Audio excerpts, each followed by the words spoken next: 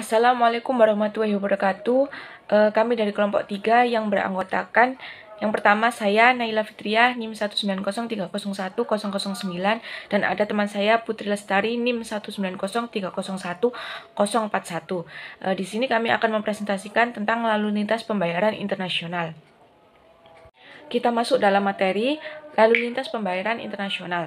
Transaksi-transaksi pembayaran antar daerah tidak akan menjumpai masalah-masalah semacam yang banyak dijumpai dalam lalu lintas pembayaran internasional.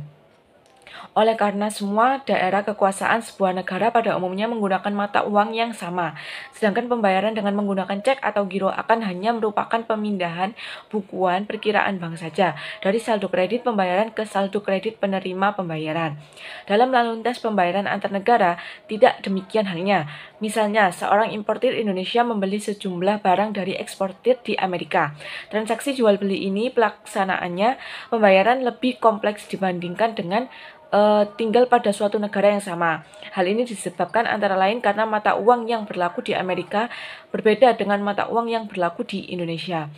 Sering juga pembayaran terjadi dengan mata uang negara ketiga, misalnya dengan membeli barang dari Jepang, kita dapat membayarnya dengan dolar Amerika. Dengan demikian, sebelum kita mengadakan transaksi pembelian barang-barang dari Jepang, kita harus terlebih dahulu memperhitungkan kurs-kurs devisa yang memungkinkan kita membandingkan nilai barang tersebut dinyatakan dalam dolar Amerika, dalam yen, dan dalam rupiah. Masalah-masalah semacam inilah yang menyebabkan lalu lintas pembayaran internasional berbeda dengan lalu lintas pembayaran dalam negeri. Peran bank dalam lalu lintas pembayaran internasional. Bagi importir, bank devisa merupakan lembaga dengan siapa mereka dapat menjual belikan surat-surat wesel keluaran dari luar negeri dan menggunakan sebagai perantara dalam mengadakan penagihan kepada debitur di luar negeri. Misalnya saja, seorang eksportir Indonesia menutup perjanjian jual beli dengan seseorang importir Inggris. Dalam perjanjian jual beli ini, pada dasarnya satuan mata uang yang digunakan dapat berupa pound sterling Inggris, rupiah Indonesia, atau dapat pula menggunakan satuan mata uang negara ketiga. Hal tersebut terserah kepada mereka yang bersangkutan. Akan tetapi perlu kiranya ketengahkan ke sini bahwa pada umumnya para eksportir juga kebanyakan pemerintah negara ekspor hampir senantiasa menghendaki untuk menggunakan hard currency atau mata uang kuat dalam mengadakan perjanjian jual beli dengan para pembeli di luar negeri dan bukan soft currency atau mata uang lemah. Jadi, kalau eksportir menarik wesel dengan menggunakan satuan mata uang dolar, maka pembayaran akan dilakukan dengan menggunakan dolar juga. Sedangkan kalau dalam surat wesel, jumlah yang harus dibayar oleh importir dinyatakan under sterling, maka pembayaran akan berupa pound sterling. Pusat Finansial Internasional. Mekanisme pembayaran internasional ditentukan oleh pola hubungan antar bank-bank yang ikut aktif beroperasi dalam bidang jual beli alat-alat pembayaran internasional. Kita dapat membedakan 3 macam pola hubungan antar bank dalam melaksanakan penyelesaian hutang piutang di antara mereka. Di mana ketiga pola tersebut, yang pertama ada penyelesaian hutang piutang dengan pola desentralisasi. Sistem semacam ini biasa disebut dengan Decentralized System of International Payment. Yang kedua ada penyelesaian hutang piutang secara terpusat, yaitu yang biasa disebut dengan Centralized System of International Payment. Yang ketiga, campuran dari kedua bentuk-bentuk ekstrim seperti yang sudah disebutkan dua tadi. Apabila sistem perbankan negara yang satu dengan sistem perbankan negara yang lain dapat dalam menyelesaikan hutang piutangnya dilakukan secara bilateral, maka sistem pembayaran internasional ini kita sebut sebagai Decentralized System of International Payment. Sebaliknya, apabila hubungan antara bank-bank dari suatu negara dengan bank-bank dari negara lain mengenai penyelesaian saldo-saldo rekeningnya dilakukan melalui sebuah financial center, maka dikatakan bahwa sistem pembayaran internasional merupakan Centralized International Payment System.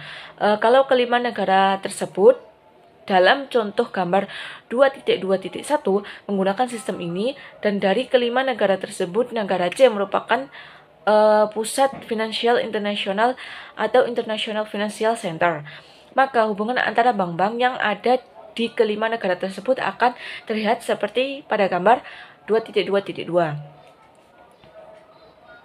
Valuta asing dan bursa valuta asing. Bursa valuta asing yang biasa disebut pula dengan foreign exchange market, kita artikan sebagai lembaga pasar di mana orang dapat memperoleh fasilitas untuk melaksanakan pembayaran kepada penduduk negara lain atau menerima pembayaran dari penduduk negara lain. Mengingat bahwa untuk melaksanakan pembayaran kepada penduduk negara lain diperlukan sebuah valuta asing, sedangkan sebaliknya penerima pembayaran dari penduduk negara lain menciptakan penawaran akan valuta asing. Maka tidak sedikit pula yang mengartikan bursa valuta asing sebagai tempat di mana permintaan dan penawaran valuta asing dipertemukan. Dalam bursa valuta asing, pada dasarnya bank-bank devisa bertindak sebagai penghubung antara para peminta valuta asing dengan para penawar valuta asing dan juga sebagai pihak yang membiayai transaksi luar negeri, dalam arti menyediakan modal yang dapat dipakai oleh mereka yang mengadakan transaksi pembayaran internasional. Tersebut semasa transaksi yang dibiayai belum sepenuhnya dilaksanakan secara tuntas. Hanya apabila bank-bank devisa tersebut melakukan transaksi yang sifatnya spekulatif, barulah bank-bank tersebut dapat dikatakan di samping bertindak sebagai penghubung juga sebagai sumber asal permintaan dan penawaran valuta asing. Untuk sebagai sumber atau asal permintaan akan valuta asing dapat disebutkan dalam 8 poin. Yang pertama ada para importir barang dan jasa. Yang kedua ada para investor dalam negeri yang memerlukan valuta asing untuk menyelesaikan kewajiban luar negerinya yang timbul dari transaksi pembelian surat berharga dari penduduk negara lain atau transaksi pemberian pinjaman kepada penduduk negara lain. Yang ketiga ada para debitur dalam negeri memerlukan valuta asing untuk melunasi kewajiban luar negerinya yang timbul sebagai akibat daripada hutang-hutang luar negerinya yang telah jatuh tempo atau untuk membayar bunga pinjaman luar negerinya. Yang keempat ada wisatawan dalam negeri yang akan melawat ke luar negeri.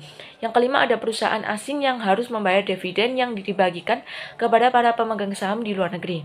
Yang keenam ada rumah-rumah tangga keluarga yang membutuhkan valuta asing untuk membiayai studi anggota keluarganya untuk belajar di luar negeri. Selanjutnya pemerintah yang membutuhkan valuta asing untuk membiayai perwakilannya di luar negeri untuk menyelesaikan hutang-hutang luar negerinya yang telah jatuh tempo, membayar bunga dan sebagainya. Yang kedelapan ada para spekulan yang misalnya meramalkan akan adanya tindakan kebijaksanaan devaluasi, mempunyai tendensi untuk berlomba-lomba membeli valuta asing. Di sini ada beberapa highlight. Yang pertama ada surat dagang wesel.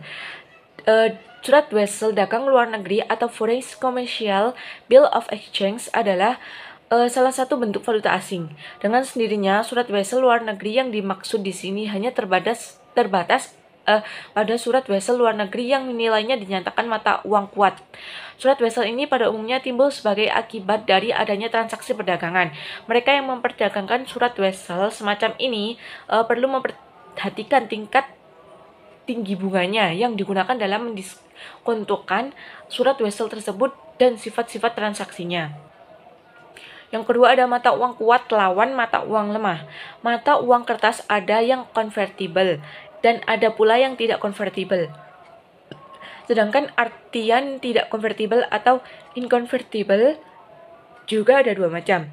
Yang pertama ada inconvertible dalam artian tidak bebas untuk ditukarkan dengan emas atau ditukarkan dengan mata uang asing. Yang kedua inconvertible dalam artian sukar untuk ditukarkan dengan mata uang negara lain. Dengan sendirinya, pada umumnya para eksportir menghendaki pembayaran atas barang yang dijualnya kepada penduduk negara lain untuk dilakukan dengan mata uang yang konvertibel. Berdasarkan perbedaan derajat konvertibilitasnya, dalam lalu lintas pembayaran internasional biasa dibedakan dua kelompok mata uang. Yang pertama ada hard currencies atau mata uang kuat atau keras, yaitu mata uang yang memiliki sifat acceptability-nya yang tinggi. Untuk soft currencies atau mata uang lemah, yaitu lawan dari mata uang kuat. Kalau hard currencies sangat disukai oleh masyarakat dunia, pada umumnya dipakai oleh kebanyakan negara sebagai cadangan internasional, soft currencies sangat sedikit atau bahkan mungkin tidak ada peminatnya. Yang ketiga ada hedging. Apabila transaksi jual beli yang diadakan oleh penduduk suatu negara dengan penduduk negara lain pembayaran tidak dilakukan seketika, maka pihak pengekspor atau pihak pengimpor akan menanggung resiko yang timbul sebagai akibat adanya perubahan kurs valuta asing. Apabila dalam perjanjian jual beli dijanjikan bahwa pembayaran dilakukan dengan menggunakan mata uang yang berlaku di negara pengekspor, maka resiko perubahan kurs akan ditanggung oleh pengimpor. Sebaliknya, apabila pembayaran harus dilakukan dengan mata uang negara pengimpor, maka yang menanggung resiko yang timbul dari perubahan kurs valuta asing adalah pihak dari eksportir. Yang keempat ada arbitrage. Kalau kurs valuta asing yang terjadi di negara satu berbeda dengan kurs valuta asing dengan yang terjadi di negara lain, maka biasanya akan timbul beberapa yang disebut dengan arbitrage. Kalau di New York misalnya, kurs pound sterling Inggris yang terjadi menunjukkan 1 sama dengan US dollar 200. Sedangkan di London, kurs pound sterling dalam dolar 1 US dollarnya 2,10.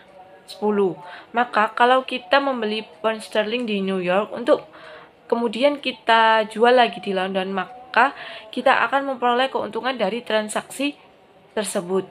Demikian pula kalau kita membeli dolar Amerika di London atau untuk kita jual di New York, kita juga akan memperoleh keuntungan dari perbedaan kurs tersebut. Tindakan semacam inilah yang disebut dengan arbitrage. Untuk selanjutnya, mekanisme lalu lintas pembayaran internasional akan dijelaskan oleh teman saya Putri Lestari. Assalamualaikum warahmatullahi wabarakatuh. Saya Putri Lestari, NIM 19/301041. Di sini saya akan menjelaskan mengenai mekanisme pembayaran lalu lintas internasional. Jika kita berbicara mengenai masalah pembayaran, maka tidak akan terlepas dari uang. Nah, jika berbicara mengenai uang, kita seakan-akan telah menyatu dalam kehidupan sehari-hari. Pada mulanya, fungsi uang ini hanya digunakan sebagai alat untuk tukar-menukar barang, dan kini telah beralih fungsi yang lebih luas. Di sini terdapat 4 poin penting mengenai fungsi uang secara luas. Yang pertama yaitu sebagai alat tukar-menukar. Fungsi inilah merupakan fungsi awal dari uang tersebut, yaitu sebagai alat tukar-menukar atau untuk membeli maupun menjual barang maupun jasa, sehingga penggunaan uang ini sebagai alat tukar-menukar dapat dilakukan terhadap segala jenis barang dan jasa. Poin kedua yaitu sebagai alat satuan hitung. Fungsi lain dari uang sebagai alat tukar yaitu satuan hitung. Manfaatnya adalah untuk mempermudah keseragaman satuan dalam kegiatan jual beli barang atau jasa yang sudah ditawarkan. Yang ketiga ada penimbun kekayaan. Fungsi lain dari uang sebagai satuan hitung juga bisa sebagai penimbun kekayaan.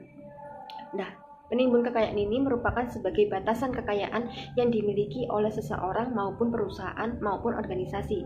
Yang keempat ada standar pecicilan utang.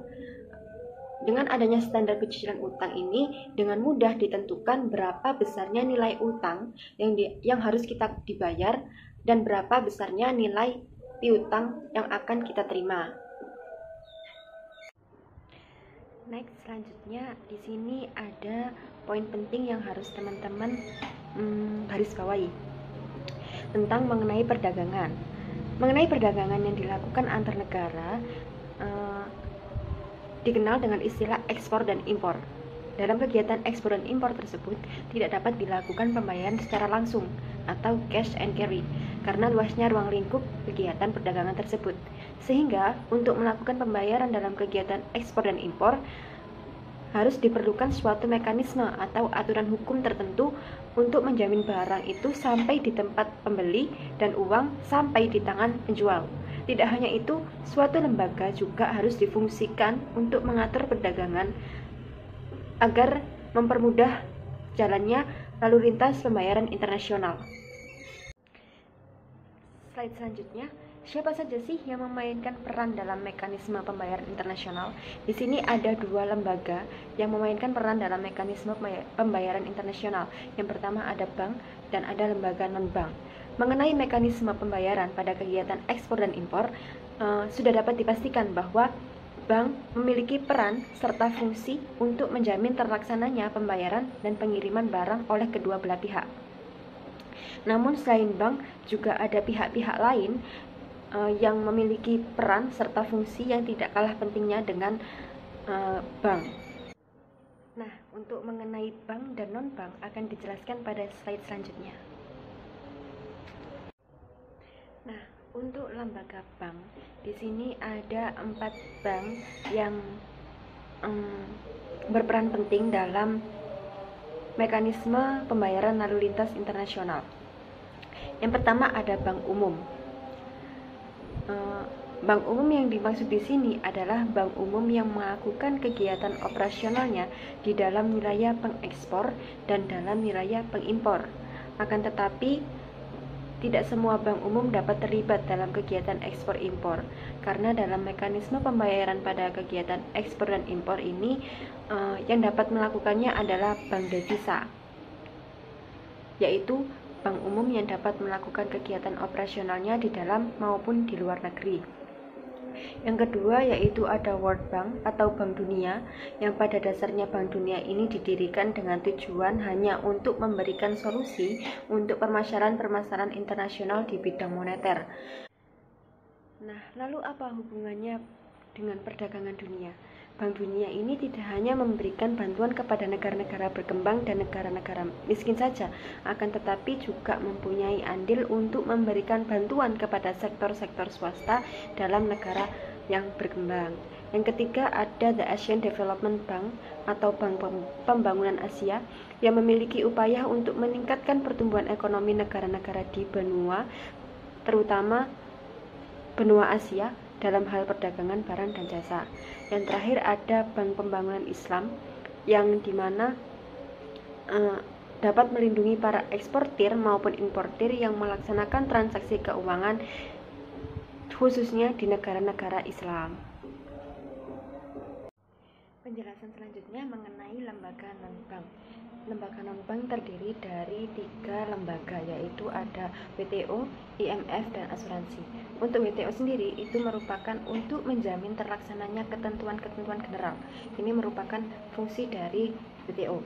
Selanjutnya ada IMF yang merupakan suatu lembaga keuangan yang pendanaannya berasal dari sumbangan para anggota yang biasa dikenal dengan sebutan kuota. Yang ketiga ada asuransi. Nah, asuransi ini bisa saja diikutsertakan dalam kegiatan perdagangan maupun tidak, tergantung dari kesepakatan kedua belah pihak. Mengenai lalu lintas pembayaran internasional luar negeri, terdapat beberapa ciri, yang antara lain adalah alat-alat pembayarannya digunakan menggunakan uang kiral atau promes atau nota dan sebagainya. Yang kedua, pembayarannya dilakukan melalui media jasa bank.